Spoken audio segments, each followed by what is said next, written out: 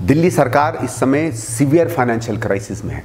अच्छा। डीटीसी हमारा 8 या 10 हज़ार करोड़ का नुकसान होता था, आज 30,000 या 40,000 करोड़ के नुकसान पर है। और दिल्ली जल बोर्ड 60,000 करोड़ के लॉस पे बैठा हुआ है। हजारों लाखों बच्चों के भविष्य के साथ खिलवाड़ कर रहे हैं। मैं ये बहुत गंभीर आपके सामने बात रख रहा हूँ। दिल्ली के शिक्षा में दिल्ली के बच्चों के भविष्य के साथ राजनीति के कसौटी पर जो खिलवाड़ हो रहा है ना, वो क्रिमिनल है अशोक जी। केजरीवाल का तो कोई मॉडल ही नहीं है, सिर्फ वोट और नोट छोड़ के। वोट और नोट की राजनीति का अगर 70 साल में कोई बिल्कुल समझ लीजिए माउंट एवरेस्ट निकल कर आया है तो केजरीवाल निकल कर आया। नमस्कार, आज बातचीत में हम संदीप दीक्षित जी के साथ हैं। एक बार फिर मैं कोई परिचय नहीं दूंगा, आप सब जानते हैं, दिल्ली से 2 बार सांसद रहे हैं और सामाजिक क्षेत्रों में बेहद एक्टिव। बात करेंगे हम दिल्ली मॉडल पे, कुछ फैक्ट के साथ, कुछ परसेप्शन के साथ, एक तुलना भी और आगे की बातचीत भी। संदीप जी बहुत बहुत नमस्कार। नमस्कार। तो दिल्ली मॉडल का पूरे देश में जलवा है। हाँ, है। गुजरात तो सब लोग देख रहे हैं, मैं अभी कश्मीर गया था तो वहाँ भी बड़े बड़े पोस्टर लगे हुए हैं, उर्दू में लिखा हुआ है कि कश्मीर में भी केजरीवाल। अच्छा, तो ये क्या है दिल्ली मॉडल? नहीं, कुछ नहीं है। इसी मजे की बात तो यही है। देखिए, मॉडल का क्या मतलब होता है। देखिए, मैं बीजेपी से परहेज रखता हूँ, नरेंद्र मोदी की खिलाफत करता हूँ, उनकी नीतियों के खिलाफ हूँ, लेकिन फिर भी गुजरात में कुछ ना कुछ तो कोई मॉडल था, कुछ बनाया, कुछ किया। उनका काम था कि भाई किसी भी राज्य को पहले पूंजीवादियों के साथ पकड़ा दो, जैसे देश को कर रहे हैं। बड़े बड़े इंफ्रास्ट्रक्चर बनाओ लेकिन प्राइवेट से बनवाओ। उनको सीधे पैसा ना दो तो उनको जो ये क्या होता है, आप टोल टैक्स के द्वारा उनको कमाओ, मतलब। लेकिन उनका एक समझा हाँ। और एक चीज़ देखो, मैं हमेशा मोदी को क्रेडिट देता हूँ, वो जो है वो सामने दिखाता है। वो इस बात से शर्म परहेज नहीं करता कि मैं क्या हूँ, और वो बाकी चीज़ों से उसकी लीप लपोट कर देता है। केजरीवाल का तो कोई मॉडल ही नहीं है, सिर्फ वोट और नोट छोड़ के। माफ़ करिएगा, मैं नॉर्मली ये बातें बड़ी सस्ती कही जाती हैं कि साहब हर आदमी के पास वोट और नोट की कहानी होती है, पर वोट और नोट की राजनीति का अगर 70 साल में कोई बिल्कुल समझ लीजिए माउंट एवरेस्ट निकल कर आया है तो केजरीवाल निकल कर आया। देखिए, मॉडल क्या होता है, मैं अपनी छोटी मोटी समझ आपको बताता हूँ, हो सकता है गलत हूँ तो आप मुझे करेक्ट करिएगा या आपके दर्शक ही करेक्ट कर देंगे। मॉडल का मतलब होता है आपने कुछ, जिस तरीके से आपको कुछ मिला, उसके बाद आपने उस शहर में, उस जगह पे, उस राज्य में, उस परिस्थिति में, उस दुकान पे, उस इंसान पे आपने कुछ हासिल किया। आपको 4 मिले तो 4 को आपने 8 किया। लेकिन विचारधारा का क्या मतलब होता है, उसको लगता है कि अगर 4 चीज़ें ठीक तरीके से नहीं बनी थी, जनहित में नहीं बनी थी, तो हम जो नहीं बनाएं वो जनहित में बनाएं। अगर कोई चीज़ें आई थी, सबको बराबरी से नहीं मिल पा रही हैं तो बराबरी से बांट दें। अगर हमको लगता है कि नई ऐसी चीज़ों की आवश्यकता है तो हम नई चीज़ें लाएं और उस सोच से लाएं जिस सोच से हमें लोगों ने चुन के रखा। ये होती है मॉडल। मॉडल किसी चीज़ को सस्ता बांटना नहीं होता है। भाई, हमारे पास दिल्ली है, दिल्ली की विशेषताएं हैं, दिल्ली की अपनी ज़रूरतें हैं। जैसे सिंपल साधारण बात, ट्रांसपोर्ट की बात कर लें। भाई, शहर में हम नहीं चाहते कि हर व्यक्ति अपनी गाड़ी में चले, वो गाड़ी अफोर्ड भी कर पाए तो भी, क्योंकि उससे सड़कें उसको बोझ नहीं ले पाएंगी, हमारे फ्लाईओवर बोझ नहीं ले पाएंगे, पर्यावरण बोझ नहीं ले पाएगा। और तीनों का उदाहरण दिल्ली में दिख रहा है। तो ये होता है कि एक सार्वजनिक प्रणाली बना लें, ठीक है। तो शीला जी के समय जैसे एक, मुझे अभी भी याद है, मुझे मैडम बताया करती थी और उनके साथ के लोग बताते थे कि जब मुख्यमंत्री बनी तो उन्होंने कहा कि मेट्रो का क्या है दिल्ली में। तो लिटरली 2 अधिकारी भाग कर गए और मैडम का एक असिस्टेंट था, वो भाग कर गया। उसने कहा एक्चुअली में उसने जब फाइलें इसकी और फ्लाईओवरों की निकाली और तो झाड़ा तो उससे धूल निकल रही थी। तो जैसे कहा जाता ना हिंदी में कि धूल झाड़ के निकाल के लाए, तो लिटरली वहां से इन परियोजनाओं को लाए। ये मैं नहीं कहूंगा कि जो ये चीजें लाई ये कोई शीला जी ने या कांग्रेस ने कोई नायाब चीज की, लेकिन जिसकी संभावनाएं थी उस संभावनाओं का टटोला एक ऐसे व्यक्ति को जिसका नाम था कि वो रेलवे अच्छी बना सकता, उसको वहां डाला, उसमें हाँ राजनीतिक हस्तक्षेप बिल्कुल हटाया। और आज आप देखिए, मजे की बात यह है कि जो 8, 10, 12 साल में जितनी बन गई मेट्रो, अब तो खैर उसकी आधी भी और नहीं बन पाई है, लेकिन जितनी दिल्ली में बनी उतनी पूरी देश में नहीं बन पाई, सिर्फ इसलिए क्योंकि एक नई सोच से था। इसी तरीके से जैसे डीटीसी की बसों का उन्होंने किया। हमारे पास, आपको याद होगा, आप भी मेरे ख्याल से दिल्ली में बचपन बीता होगा, तो यहाँ तो डीटीसी को धक्का ट्रांसपोर्ट हम लोग कहा करते थे। पता नहीं आज का युवा वर्ग जानेगा कि नहीं कि डीटीसी की बसों में चलो तो पूरा शरीर हिल जाता था, खड़खड़ा के खिड़कियाँ हिला करती थी। वो पूरी बस व्यवस्था बदली, नई बसें आई, उसको हम कहते हैं मॉडल, कि आप एक नए मॉडल की तरह आए, आपने नई तरीके से सोचा। तो लो फ्लोर बसेस का बड़ा हल्ला था ना। वो तो हल्ला इसलिए था क्योंकि वो राजनीतिक रूप में हल्ला बनाया गया। तो मॉडल क्या था? मॉडल ये था कि पूरी दिल्ली को नई सार्वजनिक प्रणाली से जोड़ा जाए। एक तरफ तेज भागती हुई मेट्रो बने, उसको बीच में फीडर करनी हुई बसें बने, लंबे रूट्स में बसें बने, जहां मेट्रो नहीं जा सकती वहां बसों का भरमार करें, बसों को खड़ी करने की हम लोग जगह जगह डिपो बनाएं और ऐसी बसें लाएं जो पर्यावरण के साथ भी एक तरीके से कोलैबोरेशन करके लगती हो और लोगों को उसमें सुविधा हो। फिर ये हुआ कि भाई जो थोड़ा सा पैसे वाला है या जो थोड़ा जिसको एसी की आदत है वो क्या हो, तो ये हुआ कि चलो दिल्ली में एसी बसें लाई जाएं, तो एसी बसें भी फिर आने लगी। मैं इस चीज़ को मॉडल करता हूँ। अब क्या हुआ, सरकार बदली, ठीक है, जनता का अपना मन होता, जनता ने सरकार बदली, लेकिन अगर आपको नई बसें लानी है, सार्वजनिक प्रणाली को आगे बढ़ाना है, मेट्रो को 300-400 से 800 किलोमीटर करना है, और जिस तरह शीला जी ने प्लान किया था कि मेट्रो के बीच में हम मोनोरेल बनाएंगे, इन तरह की परियोजनाओं को लाना है, तो उसमें धन खर्च होता है। अब धन का दो चीज़ है, या तो धन से भविष्य का निर्माण कर लीजिए, या धन से आप अपनी राजनीति के वर्तमान को ठीक कर लीजिए, या विज्ञापन दे दीजिए। तो इसने क्या किया, धन से अपनी वर्तमान की राजनीति को ठीक करते हुए इश्तहारों के द्वारा सब फ्री में डालना शुरू कर दिया। तो वही डीटीसी जो एक ज़माने में 8, 10, 12 हज़ार करोड़ के घाटे पे चला करती थी, अशोक जी आप आश्चर्य करेंगे, आज 40,000 करोड़ के घाटे पे चल रही है। जो बताते ना कि हमने ऐसी सरकार बनाई है जिसमें घाटा नहीं है, बताते साहब डीटीसी का घाटा कहाँ से पूरा होगा? पहले भी डीटीसी में सस्ता होता था, अब 30 पैसे 60 पैसे की टिकट थी, ऐसा नहीं था कि उससे पूरा हो जाता था, लेकिन एक ये था कि भाई कुछ खर्चा हम यहाँ से निकाल लेंगे जिसमें कुछ ना कुछ आमदनी में बात चलती रहे, सस्टेनेबल। हाँ, अब इसीलिए मैं कहता हूँ मॉडल वो होता है जो सस्टेनेबल होता है भविष्य के लिए भी और वर्तमान के लिए भी। अब इन्होंने क्या, जैसे आपने देखा होगा कि बहुत बार कहा जाता है इंटरजेनरेशनल इक्विटी, एक अंग्रेजी में शब्द कहा जाता है कि हम आज इतना ना पर्यावरण से और देश से चूस लें कि आने वाली जो नस्लें हैं वो उसका भुगतान करें। इसलिए दिल्ली का कोई मॉडल नहीं है, और मैंने जो नोट और वोट का मॉडल किया वो इसलिए किया क्योंकि इनके हर कार्य में इनको वोट दिखता है और उसको इस तरीके से मैनेज करते हैं कि या तो इनके लोग, इनके ठेकेदार, इनके तौर तरीके से कहीं ना कहीं राजनीतिक या और रूप से इनको आर्थिक फायदा भी हो। जैसे बसों की आपने बात की, तो अभी एक आरटीआई का जवाब आया, आपने भी देखा ही होगा कि बसों की संख्या घट गई है। जी जी। फिर आया कि कंडक्टर्स की संख्या तो बेहद घट गई, 500 कुछ रह गई, ड्राइवर्स की संख्या भी घट गई है। और फिर उसके बाद आया तमाशा जब इन लोगों ने कहना शुरू किया कि बसें खरीदी ही नहीं तो घोटाला कैसे? जी जी जी। तो मैं चाह रहा हूँ कि ये ट्रांसपोर्ट वाला जब शुरू हुआ है तो इसको कहीं पहुँचा। देखिए, जब हम लोगों की सरकार हटी दिल्ली से तो 5,500 से 6,000 के करीब नई बसें थी, और उसमें कुछ नायाब नए तरीके भी किए गए थे। आपने ये नारंगी रंग की बसें देखी होंगी, और आम आदमी ने बड़ा हल्ला किया था कि वो मेरी हैं सबकी सब। एक बड़ा दिल्ली में माहौल था कि एक डिम्स करके संस्था है जो इन बसों को चला रही है, वो सारी की सारी मेरी है। चलो वो ठीक है, वो आप अपना राजनीतिक रूप में कोई भी किसी पर वो करो। मैं तो जैसे लोगों से कहता हूँ भाई, तो मैं तो 8 साल से इंतजार कर रहा हूँ कि हथकड़ियाँ कहाँ हैं। हाँ, मेरी हथकड़ियाँ कहाँ हैं भाई, मेरी कहीं तो तुम आ जाओ। चलो उस बात को छोड़ो, वो तो मतलब इनकी जितने कहानियाँ थी वो कहानी की कहानी रह गई। लेकिन क्या था उसके बाद, आपको क्या करना चाहिए था? आपको दिल्ली में डिपो बढ़ाने चाहिए थे, आपको ऐसी ऐसी जगहों पर बसें भेजनी चाहिए थी जो अब सामान्य नहीं जा पाती, उससे आपको सड़कें भी ठीक करनी थी। सड़कें ठीक होती, बस स्टैंड होते, बसें भी जाती, परिवहन भी बनता, सार्वजनिक प्रणाली आगे बढ़कर आती। लेकिन इससे क्या होता, जरूरी नहीं है कि हर बार आपको वोट मिले। क्या होता कि चुन के एक बार आप आ गए, तो मेरा हमेशा ये कि 3.5-4 साल तक तो कम से कम वो काम करो जिसके लिए आप सही में लोग जाने अनजाने में आपको चुना है, और बाकी 1-8 साल आप अपना भविष्य अपना बनाओ यार। 4 साल तो कम से कम जिन लोगों को चुना है, जिस प्रदेश ने चुना है, उसका भविष्य बना लो। लेकिन इन्होंने एक तरीके से वही रणनीति अपनाई जो 2014 के बाद देश की एक राजनीति बन गई है कि आप 24 घंटे चुनावी माहौल में रहो। तो इन्होंने देखा कि आप 6,000 बसें आ गई। अब मुझे जैसे शीला जी कहा करती थी हम लोगों के कई बार ग्रुप में कि यार 2024-25 तक तो दिल्ली में और कोई काम करने की ज़रूरत नहीं है।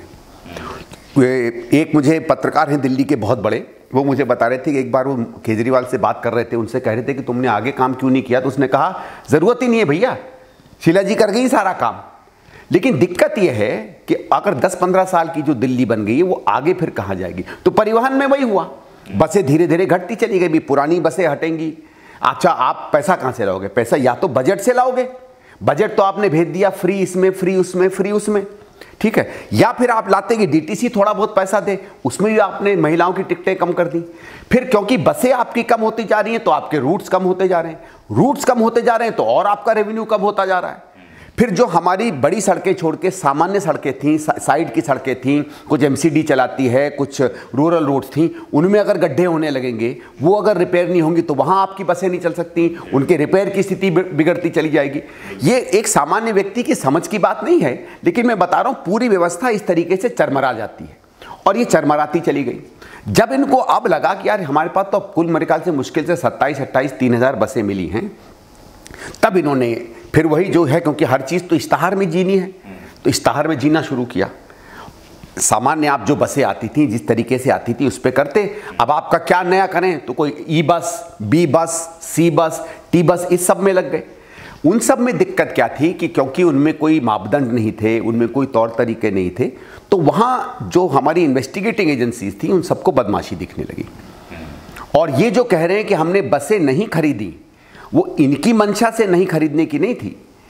यहाँ भारत सरकार के बाद जब भी प्रपोजल गए, उनको हर इन प्रपोजल में जब भ्रष्टाचार की बू आई तो उन्होंने इनको रोका, लेकिन ये बार बार उसमें किसी ना किसी तरीके से आगे बढ़ते रहे और शायद 50-100 बसें भी खरीदी। देखिए, इन्होंने बीच में कहीं चाइना में जाकर एक ई बसें खरीदने की कुछ बात की, 1000 या 2000, तो उसमें पता चला कि वो कंपनियों के साथ पहले से इनकी बातचीत थी। सरकार में क्या होता है, नीति बनती है। नीति ये है कि नई तरीके की बसें आई हैं, हमको टेक्नोलॉजी से पता चला है, तो वेंडर का नाम लिए बिना पॉलिसी बनती है। पॉलिसी का वेंडर से कोई लेना नहीं देना नहीं होता, टेक्नोलॉजी से और परिस्थिति से लेना देना होता है।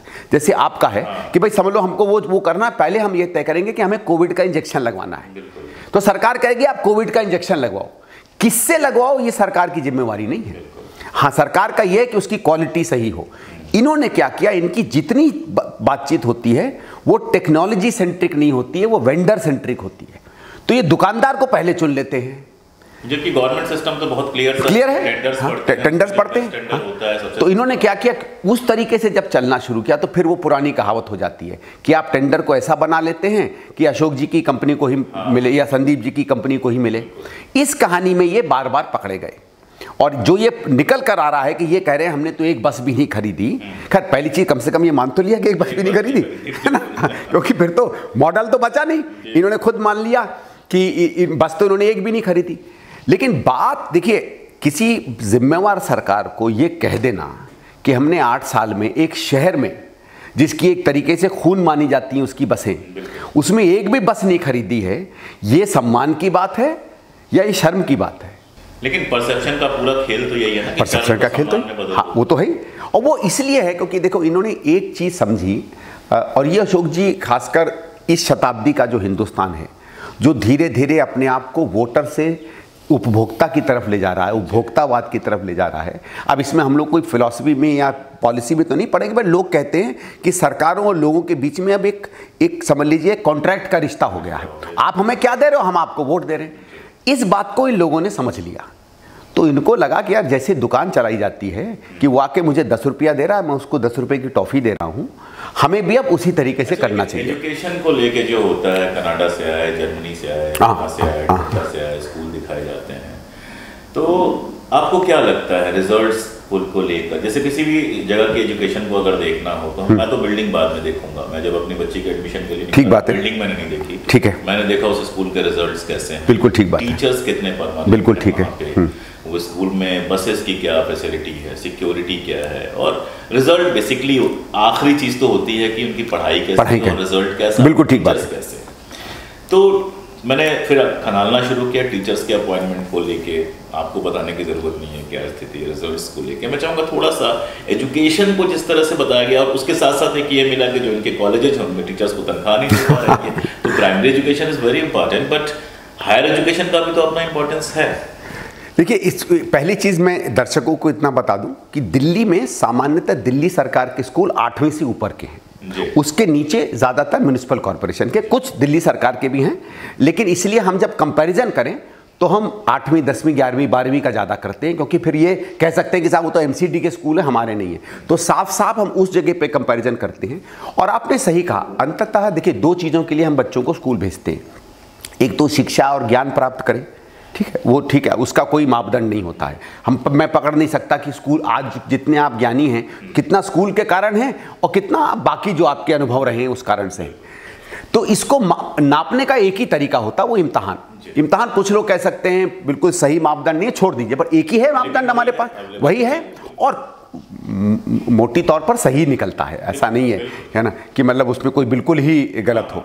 कंसिस्टेंसी तो होनी चाहिए।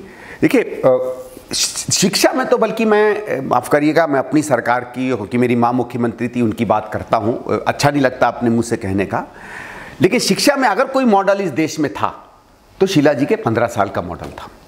और मैं 3-4 आंकड़ों के साथ आपको ये बात बताना चाहता हूँ। सब 12वीं बड़ा महत्वपूर्ण इम्तहान माना जाता है। जब शीला जी की सरकार आई 98-99 में, तो करीबन 64% बच्चे 12वीं में पास हुआ करते थे। 64%, ठीक है। 64% को बढ़ाकर जब शीला जी की सरकार हारी है तो 89% पहुंच गया था, 89%। मतलब 15 साल में करीबन 25% बढ़ा था। आपने ढोल पीटना नहीं सुना होगा कहीं, आपने किसी शिक्षा मॉडल की बात नहीं सुनी होगी, कोई न्यूयॉर्क टाइम्स पर आर्टिकल नहीं सुना होगा, आपने एनडीटीवी पर, वायर पर, इन सब पर तमाम, मैं नाम नहीं ले रहा, मैं कह रहा हूँ जो लिखवाया गया उसकी मैं बात कर रहा हूँ। ये सब तो कभी सुना नहीं आपने, ये भी नहीं सुना कि कोई बड़ी भारी क्रांति हो गई। चलो ठीक है साहब, 87, 88, 89% आ गया। और इतना भी याद रखिएगा, ये जो बार बार कहते हैं कि हमारे रिजल्ट प्राइवेट से बेहतर हैं, 2008-9 के बाद 3-4 बार ऐसा हुआ कि दिल्ली सरकार के स्कूलों का रिजल्ट प्राइवेट स्कूल से बेहतर था। तो वो जो रेस है वो तो हम लोग पहले ही जीत गए थे। उस समय टाइम्स ऑफ इंडिया का एक न्यूज आर्टिकल भी था, 2013 का था, जिसमें उसमें एक रिपोर्ट आई थी हिंदुस्तान में, जहाँ दिल्ली के स्कूल हिंदुस्तान में सबसे बेहतर माने गए थे। तो हाँ, नंबर 1 जो है, जैसे आजकल ये कहते हैं ना हम देश को नंबर 1 बनवाएंगे, दिल्ली की शिक्षा को नंबर 1 तो 2013 में कांग्रेस ही बना गई थी। इतना मैं इनको जरूर कहूंगा कि हो सकता है उस नंबर 1 को उन्होंने मेंटेन किया, पर चलिए 89% पे छूट गया था। फिर इनकी सरकार आई, इन्होंने कहा कि साहब, पहली चीज़ तो ये कहते थे कि हम 50% भ्रष्टाचार कम कर देंगे और बजट हम बढ़ा देंगे। तो हो सकता है इन्होंने, इसका मतलब है प्रैक्टिकल रूप में कोई 70-80% बजट बढ़ा दिया होगा। इतना जब आपने बजट बढ़ाया था तो अभूतपूर्व रिजल्ट आने चाहिए थे ना।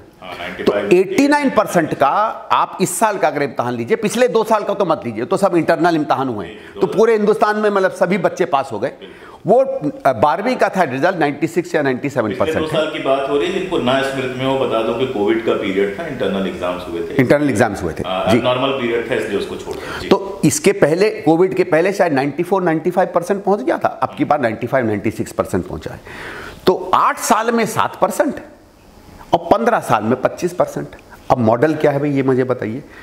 ये जो 5 या 6 साल बढ़ा है, ये तो कोई भी सरकार होती निकम्मे से निकम्मी, इतना तो बढ़ता ही बढ़ता, क्योंकि सिस्टम बन गया था भाई, एक सिस्टम बन गया था टीचरों की ट्रेनिंग का। जैसे ये बताते हैं हम पीटीए करते हैं, पीटीए पहले भी होते थे, अशोक जी आपको अपने पहले भी होते थे। हाँ, इन्होंने क्या किया, जो एक नया तरीका ना आजकल हर चीज प्रैक्टिकल का, एक दिन कर दो सारी पीटीए, वरना स्कूल अपने हाँ भाई, ऐसा है कि रोज लोग मंदिर जाते हैं, लेकिन कभी कभी त्योहारों में लाखों की भीड़ आती है, तो हम लोग रोज थोड़ी टीवी लेके पहुंच जाते हैं मंदिर, हम लाखों की भीड़ के समय पहुंचते हैं। इन्होंने देखा कि यार भीड़ कैसे दिखाएं, तो एक दिन कर दिया। और सामान्य जन को क्या लेना देना, जिनके बच्चे नहीं पढ़ते उनको पीटीए से क्या लेना देना।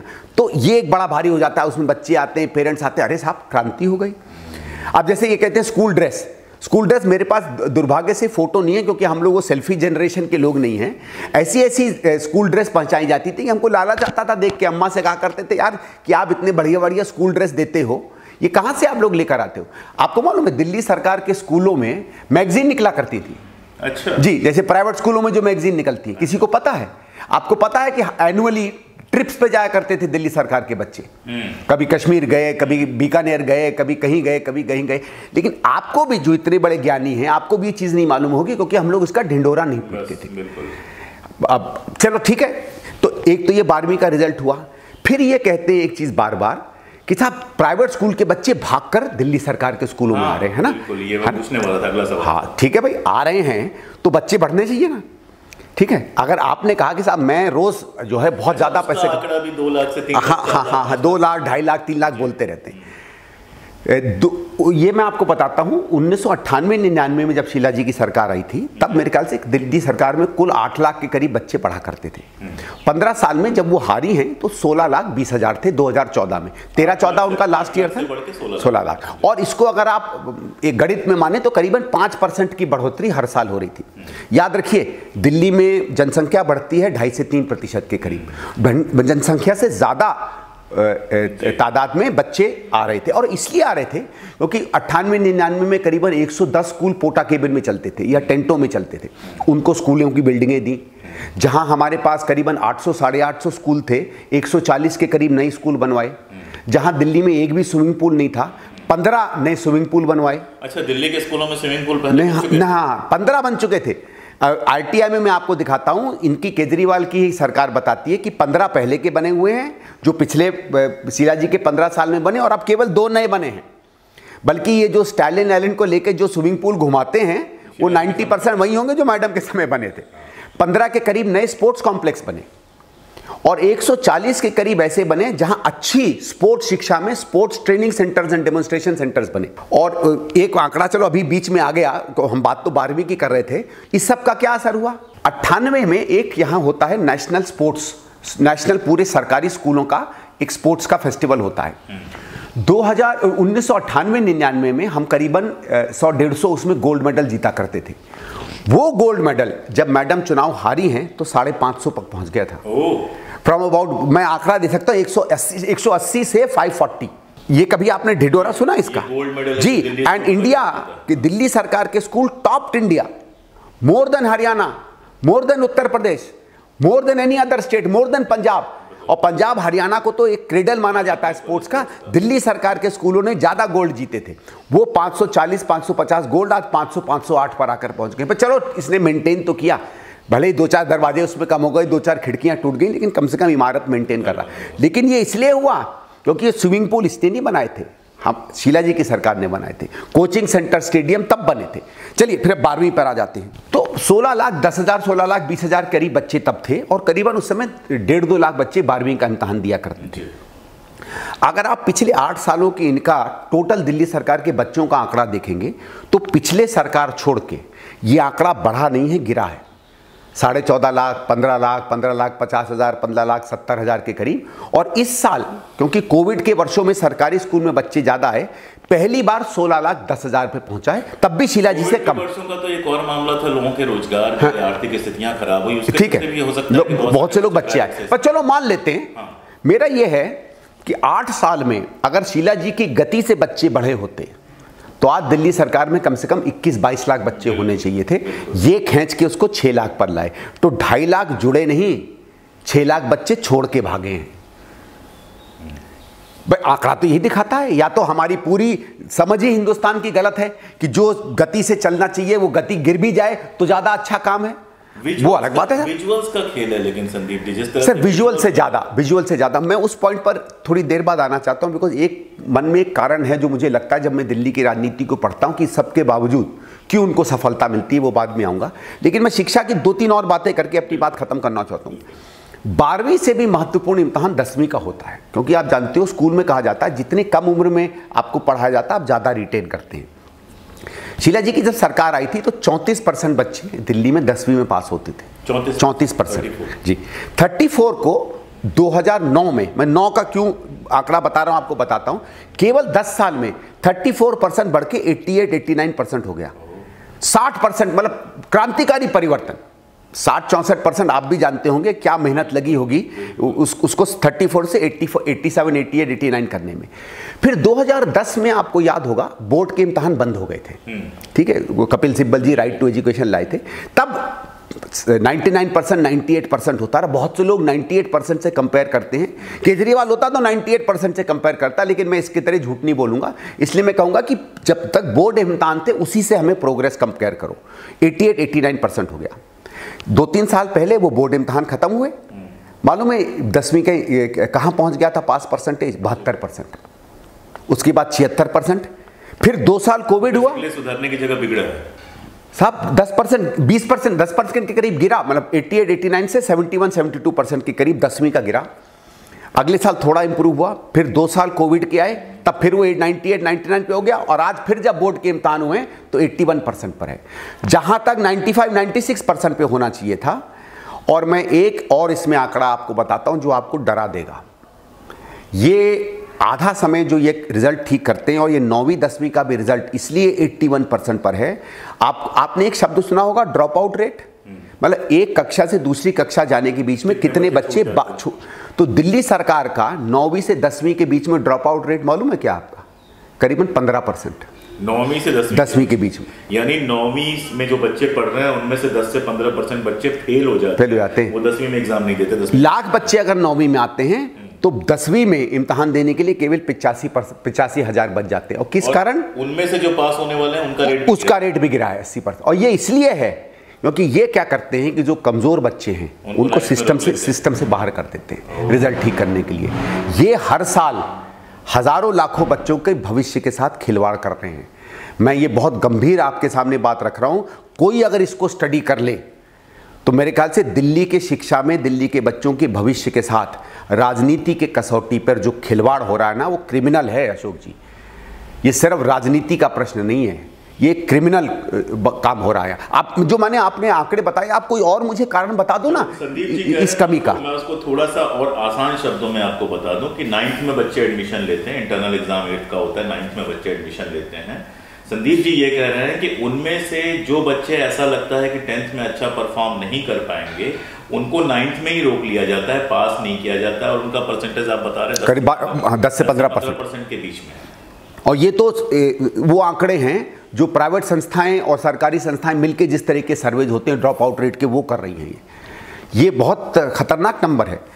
तो 10वीं में रिजल्ट गिर जाता है, 12वीं में रिजल्ट गिर जाता है। आज आप टीचरों की बात कर रहे हैं, ये बार बार कह रहे हैं कि हमारे टीचर जो हैं देश में नंबर 1 बनाएंगे, विदेश में जाएंगे। खैर, पहली चीज तो विदेश में क्यों जाएंगे ये बात मुझे आज तक नहीं समझ में आई। विदेश में ऐसी कौन सी शिक्षा है जो हमारे यहाँ नहीं दे सकते? भेजना था तो केरला भेज देते, ठीक है, तमिलनाडु भेज देते, बहुत बढ़िया उस तरह की एजुकेशन थी। अगर आप कर सकते थे तो टाइम मशीन लेके शीला जी के समय में भेज देते। जिन टीचरों ने 60% 10वीं का रिजल्ट पढ़ाया, उन्हीं से पूछ लेते क्यों बढ़ाया था। लेकिन वो चीज छोड़िए, आज भी हमारे यहाँ करीबन 17-18 हज़ार टीजीटी टीचर्स की कमी है और करीबन 2,500-3 हज़ार पीजीटी टीचर्स की कमी है। 1000 स्कूल हैं और 20,000 टीचरों की कमी है। मतलब हर स्कूल में एवरेज में 20 टीचर कम हैं। क्या शिक्षा देते होंगे मुझे तो नहीं मालूम। तो हुई नहीं है सब परमानेंट पोस्टिंग तो हो भी नहीं सकती ना। और देखिए, क्योंकि क्या है अशोक जी, जैसे अभी इन्होंने देखा पंजाब में एक इश्तहार दिया कि हमने 7-8 हज़ार कर दिए। सुप्रीम कोर्ट की बहुत सी गाइडलाइंस हैं टेम्परेरी को परमानेंट करने की, ठीक है, शिक्षाविद को परमानेंट करने की। उस गाइडलाइन के अंदर समय समय पर कुछ लोगों को आप परमानेंट कर सकते हैं, एक साथ नहीं कर सकते। और उसमें भी कई मापदंड हैं, कई तरीके हैं, और तमाम सरकारें हिंदुस्तान में तरीके निकाल रही हैं कि सुप्रीम कोर्ट की इस जजमेंट को किसी तरीके से हम दाएं बाएं से निकल लें। इसलिए कभी 5,000 हो जाते, दिल्ली में भी हुए हैं, शीला जी के समय में भी कुछ लोग परमानेंट हुए थे। भाई कौन सरकार नहीं चाहेगी कि परमानेंट करे, लेकिन उसमें कुछ दिक्कतें हैं। लेकिन मैं ये कहता हूं कि आपने अगर पंजाब में 8,000 कर दिए थे तो दिल्ली के 20,000 को क्यों नहीं कर पा रहे हैं आप? और वो इसलिए दिक्कत है क्योंकि उतना आसान नहीं है इन चीज़ों को करना शिक्षा में। हाँ, एक चीज़ में जो आपने बताया, इन्होंने जरूर अच्छा किया है। इन्होंने करीबन 100, 150, 200 स्कूलों का रंग रोगन बहुत अच्छा किया, नए कमरे बनाए हैं। उसमें भी मैं अशोक जी आपको कुछ तस्वीरें भेजूंगा अगर आप कभी अपने चैनल से बता सकें। एक्चुअली में 2007 या 8 में एक कार्यक्रम, उसका मैं अभी नाम भूल रहा हूं, अभी अगर नाम याद आ जाएगा तो मैं नाम आपको बता दूंगा। उसके अंदर कांग्रेस सरकार ने कमरों के नवीनीकरण का काम शुरू किया था। बाथरूम सुंदर हुए, कमरे सुंदर हुए, कॉरिडोर सुंदर हुए, पानी के पाइपलाइन सुंदर हुए। उसकी अगर आप तस्वीरें देखेंगे तो आपको ये लगेगा कि यार ये तो तस्वीरें वही हैं जो केजरीवाल रोज ट्वीट करता है। उस समय करीबन 12, 15, 14 हज़ार के करीब नए कमरे इस तरीके से बनाए गए। लेकिन उस समय हमारी दूसरी भी चैलेंजेस थे। नई स्कूल बिल्डिंगें बन रही थी, रिजल्ट ठीक हो रहा था, ट्रेसेस हम लोग धीरे धीरे दे रहे थे, दिल्ली सरकार के कई और चैलेंजेस थे। तो उसमें भी, मापदंड में भी, लेकिन एक बहुत बड़ा फर्क था। मुझे याद है कई बार हम लोग एमएलए जाते थे मैडम के पास, हमारे इलाके के भी जाते थे। जैसे कोई कॉन्ट्रैक्टर आया, उसने एमएलए को पकड़ा कि साहब ये बहुत बढ़िया टाइल आई है, ये लगवा दो। तो मैडम कहती थी नहीं, सामान्य आप फ्लोर बनाइए, सामान्य दीवारें बनाइए। टाइल में अगर हमको 50 रुपए लगता है तो हम 10 रुपए में वही स्क्वायर फुट का काम कर देंगे। लेकिन यह है कि टाइल देखकर लोगों को लगता है कि टाइल चमकता है तो शिक्षा चमकती होगी। मैडम को ये लगता था कि टाइल चमकने की जरूरत नहीं है, शिक्षा चमके। तो ये जो रियल मॉडल है वो तो अब ऐसी बहुत सी और सी चीजें शिक्षा में, लेकिन क्यों किसी को बहुत ज्यादा के कपड़े को खींचे, किसी और विषय पे बात करते हैं। दूसरा दावा चिकित्सा को लेकर होता है, और कोविड का पीरियड हमने देखा है। मैंने तो कई बार आपको भी फोन किया और भी कई लोगों को, एक बेड के लिए लोग तरस रहे थे। तो मैं चाहूँगा थोड़ा सा विस्तार से आप। हाँ, नहीं, महत्वपूर्ण है। देखिए, दिल्ली में पहले तो जो व्यवस्थाएं हैं, क्योंकि दिल्ली केंद्र शासित रहा, यूनियन टेरिटरी रही है, तो दिल्ली में भारत सरकार की भी बहुत सी संस्थाएं हैं, ऑल इंडिया इंस्टीट्यूट है, सफदरजंग है, ऐसे करके और कई हैं। दूसरा म्यूनिसिपल कॉरपोरेशन दिल्ली की, क्योंकि बहुत दिनों तक दिल्ली में म्यूनिसिपल कॉरपोरेशन ही मुख्य संस्था थी, उसने भी बहुत अस्पताल बनाए हैं। तो दिल्ली सरकार का उतना बड़ा रोल दिल्ली की व्यवस्था में नहीं होता था, इसीलिए हाँ, इसलिए शायद 2018 1998-99 में जब शीला जी आई, दिल्ली में केवल 18 अस्पताल थे दिल्ली सरकार के, और 4000 साढ़े 4000 के करीब बेड्स हुआ करते थे। बेड्स इंपॉर्टेंट है क्योंकि बेड्स ही से रियल जो मतलब इंपॉर्टेंट जो ट्रीटमेंट होता है। ओके, देखिए सर्दी जुकाम तो दिल्ली का सामान्य व्यक्ति इतना सक्षम है कि खुद अपना कर ले। इन्होंने वो 18 अस्पताल 15 साल में 39 कर दिए, 39। मतलब जितना समझ लो मोदी और केजरीवाल की भाषा में कहा जाए तो जो 60 साल में नहीं हुआ वो 10-12 साल में इन्होंने किया। इसमें 18 से 39 हाँ। और जो दिल्ली सरकार के अस्पतालों में बेड्स थे वो करीबन 4400 से बढ़ाकर 11000 के करीब किए। वही नहीं, उसमें कुछ ऐसे स्पेशलिटी हॉस्पिटल बनाए, जैसे यहाँ लिवर बाइलरी साइंसेस का है, हमारे शादरा में कैंसर हॉस्पिटल है, ऐसे करके स्पेशलिटी वाले अस्पताल बताए। बल्कि एक मैं टू डाइग्रेस बीच में कहानी बताता हूँ कि जब दिग्विजय सिंह जी की जो वाइफ नहीं रही, वो कैंसर से पीड़ित थी लिवर की, वो न्यूयॉर्क गई थी, तो न्यूयॉर्क में मुझे दिग्विजय सिंह जी ने बताया कि न्यूयॉर्क के डॉक्टर ने उनसे कहा कि जब दिल्ली में लिवर इंस्टीट्यूट है तो यहाँ क्यों लेकर आए हो। ये अगर केजरीवाल के समय होता तो हो सकता है दिग्विजय सिंह जी का 1 मिनट का वीडियो बनाकर वो चढ़ा देते, न्यूयॉर्क वाले डॉक्टर का भी बना देते। चलिए, ये तो एक ट्रेजेडी पर एक कहानी मैंने बताई, इसलिए अलग बात है। इस तरीके से व्यवस्था को पूरा चेंज किया। फिर दिल्ली में इन्होंने क्या किया, दिल्ली में पहले डिस्पेंसरीज होती थी जी। करीबन मैडम के आते समय 200-250 थी, उसको बढ़ाकर करीब 550 के करीब किया। मोबाइल क्लिनिक्स बढ़ाए और स्कूलों में कुछ नई इन्होंने स्कीमें की, जैसे एक चाचा नेहरू सेहत योजना बनाई कि दिल्ली सरकार में हमारे जितने बच्चे पढ़ते हैं उनकी पूरी तरीके से फ्री योजना होगी। और एक मैं आपको बताता हूँ, ये एक स्कीम कोई कभी सुनता नहीं है, बड़ी इंटरेस्टिंग स्कीम मैडम लेकर आई थी। उसमें क्या था कि दिल्ली सरकार के स्कूलों में जितने बच्चे बच्चियां हैं दिल्ली सरकार में पढ़ रहे हों या बाहर बच्चियां, सबके लिए सैनिटरी नैपकिन फ्री देते थे। इन्होंने ये लगा कि यार ये एक ऐसी एक हेल्थ में एक ऐसा इंटरवेंशन है और कोई उसका ढिंढोरा नहीं बताया कि ज्यादातर स्कूल 8th के बाद, हाँ 8th के बाद थे, तो कोई मतलब, लेकिन उसका ढिंढोरा इसलिए नहीं पीटते थे क्योंकि ये एक ऐसा इशू है। हाँ, इसको किशोरी स्कीम कहा जाता था। लाखों की तादाद में, अब क्या है कि छोटी बच्चियां 8वीं 10वीं की जो सामान्य कोई स्लम में रह रहा है, छोटी कॉलोनी में जा रहा है, वो दुकान पर जाकर सैनिटरी नैपकिन नहीं खरीद पाता है। हमारे यहाँ तो आप अपने बाप से भी उस तरह की चर्चा नहीं कर पाते। तो ये तरह की छोटी छोटी फाइनेंशियल अलग था, ये छोटी छोटी स्कीमें जो की दिल्ली में, उससे एक बड़ा परिवर्तन आया था। अब आया चेंज आया, अब नई सरकार आई, जबकि उस समय जब केजरीवाल की जब हम लोग हारे थे तो दिल्ली में करीबन 8 या 10 नए अस्पताल ऑलरेडी बन रहे थे। अंबेडकर नगर में, विकासपुरी में, सरिता विहार में, बुराड़ी में, द्वारका में, ऐसे करके 8-10 अस्पताल नए बन रहे थे। किसी में 200 बेड, किसी में 300 बेड। और दिल्ली सरकार का उस समय यह ध्येय था कि हम लोग 200, 300 बेड की शुरू कर देते, बाद में ऐड ऑन करते चले जाएंगे, 200 का 400 हो जाएगा, 300 हो जाएगा। आपको मालूम है अशोक जी, आज तक भी हमारे पास केवल 38 अस्पताल हैं। 11,000 जो बेड्स थे वो बढ़ के मुश्किल से 1200, 12,500 मुश्किल से हुए हैं, और एक भी नया अस्पताल नहीं बन पाया है। अशोक जी, कोविड के 2 साल में जब लोगों ने सड़कों पे दम तोड़ दिया सिर्फ इसलिए कि एक बेड मिल जाता, कहीं ऑक्सीजन मिल जाती, समझिए अगर वो 8 या 10 अस्पताल आज बन गए होते, हमारे पास 2-4 हजार और बेड होते, तो मैं ये नहीं कह रहा हूं कि जो लाखों मरे वो बच जाते, 2-3 हजार 4 हजार तो बचते। वो 2-3 हजार मृत्यु जो केवल सरकार के निकम्मेपन और लाचारी के कारण हुई है, उसका जिम्मेवार कौन है भाई? कैसे बनाएंगे भाई? हर चीज अगर आपको फ्री करनी है, हर चीज अगर आपको वोट के नाम पर बहानी है, तो मूल काम कहां से होगा? सर, आप घर में कुछ कमा कर लाते हैं, या तो आप उससे अच्छा खाना खा लीजिए, या रोज टॉफी और मिठाई और शराब में बर्बाद कर दीजिए।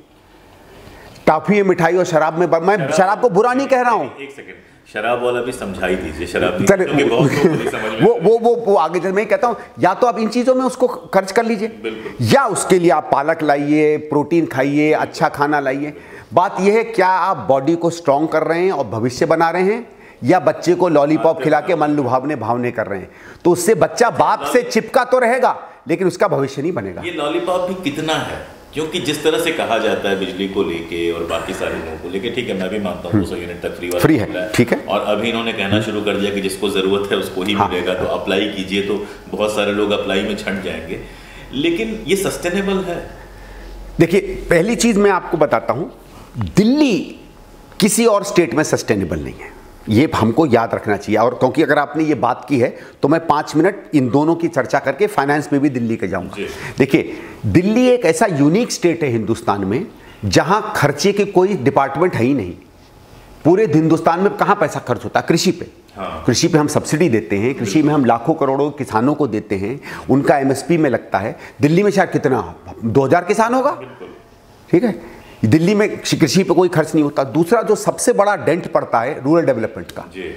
हिंदुस्तान का 60% गरीब गांव में रहता है, उसके लिए आपको स्कीम बनानी पड़ती है, उसके लिए सड़क बनानी पड़ती है, उसकी आजीविका में खर्च करना पड़ता है। शहरी लोग इस बात को नहीं जाने, लेकिन ग्राम स्वरोजगार योजनाएं हैं, सेल्फ हेल्प ग्रुप की योजनाएं हैं, लाइवलीहुड की सब्सिडी है, पानी की सब्सिडी है, 1 रुपया उसमें नहीं खर्च करना पड़ता। हमारे तो सारे अर्बनाइज विलेजेस हैं। तीसरा, इरिगेशन।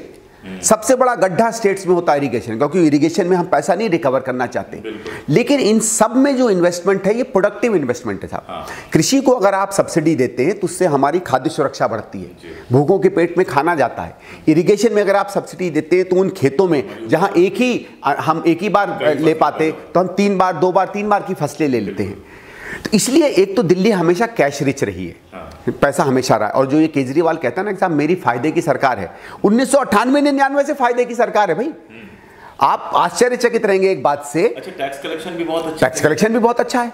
आपको आश्चर्यचकित करेंगे, आज की सरकार का भी ले लीजिए, पिछले 25-30 साल का अगर आप रेवेन्यू सरप्लस मतलब है कि आज मैंने जितना कमाया कितना खर्च किया, जो सही में फायदा होता है साल का। सबसे ज्यादा रेवेन्यू सरप्लस दिल्ली सरकार का किस साल था? कॉमनवेल्थ के साल, जिसको ये लोग भ्रष्टाचार का एक प्रतीक बताते हैं। 2010-11 में 10,000 से ऊपर का फायदा हुआ था दिल्ली सरकार को। लेकिन देखिए, इसीलिए थोड़ी बिजली में सब्सिडी दे देना, थोड़ा पानी में सब्सिडी दे देना दिल्ली के लिए कोई बड़ी चीज नहीं है, ठीक है। हम लोग शीला जी से भी बात करते थे उस समय भी, आज जैसे 200 यूनिट के नीचे 100% है, उस समय करीबन 50 से 60% सब्सिडी होती थी। तब भी थी। हाँ, बिल्कुल सब्सिडी थी भाई। 300 यूनिट तक सब्सिडी थी। लेकिन मोटा देखें तो 200 यूनिट पे 100 यूनिट फ्री मिल रही थी। हाँ, बिल्कुल 100% मिल रही थी। आप रिकॉर्ड निकाल के दिखा लीजिए ना। मैंने तो बल्कि 2013-14 में हिंदुस्तान के तमाम स्टेट से 100 यूनिट, 200 यूनिट, 300 यूनिट के एक्चुअल बिल मंगवाए थे और दिल्ली से कंपेयर किए थे, और सब में दिल्ली सस्ती थी। लेकिन शीला जी का एक कहना था कि यार हमें ये पैसा निकाल के और चीज़ों में भी लगाना है। हम इतनी सब्सिडी दे चुके हैं, दिल्ली उतना गरीब नहीं है। देखिए, आप गरीब को अगर सहायता दें तो फिर उसे आप किसी न किसी चीज़ से लिंक करना पड़ता है, ठीक है। आप स्लम वालों को दे देते, आप बीपीएल को देते, आप SC/ST को देते। ये किसी न किसी पहचान से आधारित गरीब वर्ग है या सीमा पर खड़ा हुआ वर्ग है। आपने उसको सबके लिए ओपन कर दिया, इसका मतलब है आपने केवल वोट देखा। तो सब्सिडी तो तब भी थी, लेकिन तब देखिए कुछ अंतर ये थे, दिल्ली में करीबन 65% चोरी होती थी बिजली की। तो एक तरीके से 65% तो फ्री था।